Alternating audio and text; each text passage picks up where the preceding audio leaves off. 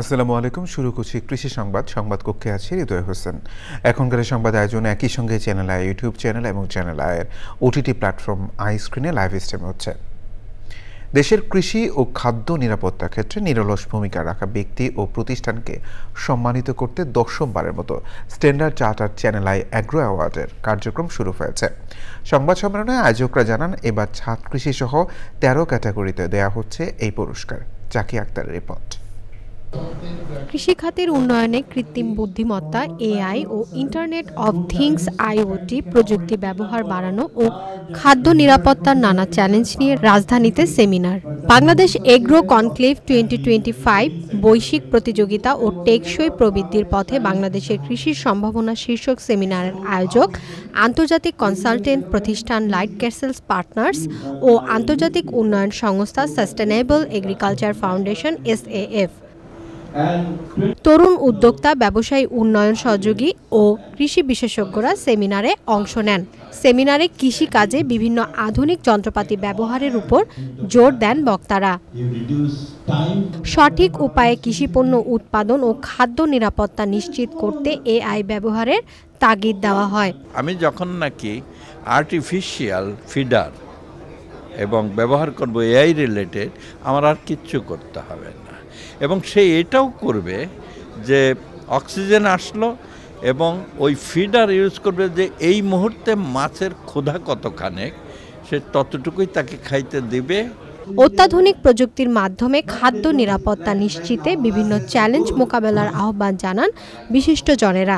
I think it's important to remember that there are solutions in place, and I think the solutions come before us through the use of technology, through the use of the spirit that we have in the people. জমিগুলি ছোট হয়ে যাচ্ছে, এটা আমাদের একটা challenge. Climate পরিবর্তন হয়ে যাচ্ছে, এটা একটা চ্যালেঞ্জ। এই সমস্ত চ্যালেঞ্জগুলিকে যদি আমরা আমাদের যে সমস্ত স্টেক হোল্ডাররা আছে সবাই মিলে যদি এগিয়ে যেতে পারি, তাহলে এই চ্যালেঞ্জগুলি উত্তরণ করা সম্ভব। পৃথিবীর যত ভালো ভালো গুড প্র্যাকটিসেসগুলো আছে, মডার্ন টেকনোলজিগুলো আছে, সেগুলো আমাদের দেশের আদলে আমাদের ফার্মার্স ফ্রেন্ডলি করে আমরা কীভাবে করতে হবে, সেটা হচ্ছে এখন আমি মনে করছি যে আমাদের জন্য বড় কাজ করার জায়গা। দেশের কৃষিতে বৈপ্লবিক পরিবর্তন আনতে আধুনিক প্রযুক্তির বিকল্প নেই বলেও মনে করেন বিশেষজ্ঞরা। Zakia Akter, channel I, Dhaka. সাতক্ষীরার কালীগঞ্জ উপজেলায় G9 কলা চাষে ব্যাপক সম্ভাবনা সৃষ্টি হয়েছে। 1 বছর আগে কৃষক মাসুদুর রহমান স্থানীয় কৃষি সম্প্রসারণ অধিদপ্তরের সহায়তায় 200 চারা লাগিয়ে প্রথমবারের মতো G9 কলার চাষ শুরু করেন। এখন তার দেখা দেখি শতাধিক কৃষক এই কলা চাষে ঝুঁকেছেন। সাতক্ষীরা থেকে আবুল কালাম আজাদের তথ্যচিত্রে আলমুকসিদের রিপোর্ট। G9 কলা চাষে খরচ যেমন কম, তেমনি লাভ বেশি।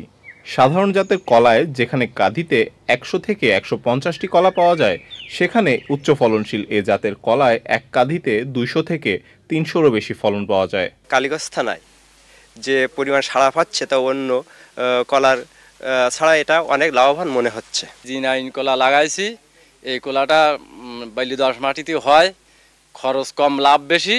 জীবিকা নির্বাহের পাশাপাশি G9 কলা চাষ করে লাভের মুখ দেখেছেন এই কৃষক।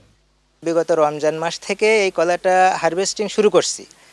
অলরেডি আমার খরচ উঠে প্রায় 1,30,000 টাকা বিক্রি করা হয়ে গেছে। G9 কলা চাষে কৃষকদের সর্বোচ্চ সহযোগিতা ও পরামর্শ দিচ্ছে কৃষি বিভাগ। প্রতিটা ছড়ায় যদি কলার সংখ্যা হিসাব করি, সেক্ষেত্রেও সাগর কলার ক্ষেত্রে যেখানে 10টা থেকে 13টা পর্যন্ত পাচ্ছি, সেখানে আমরা এই G9 কলার ক্ষেত্রে পাচ্ছি 12টা থেকে 18টা পর্যন্ত।